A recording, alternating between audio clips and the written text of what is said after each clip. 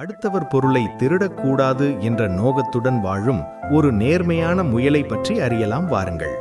அதற்கு முன் நீங்கள் நமது சேனலின் புதிய வியூவராக இருந்தால் சப்ஸ்கிரைப் என்ற பட்டனை தட்டவும்.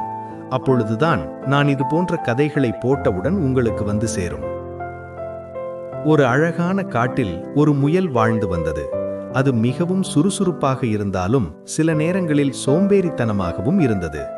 ஒரு நாள் அது உணவு தேடிக் கொண்டிருந்த போது அருகில் யாரும் இல்லாத இடத்தில் நிறைய கேரட்டுகள் இருந்த ஒரு பையை கண்டது.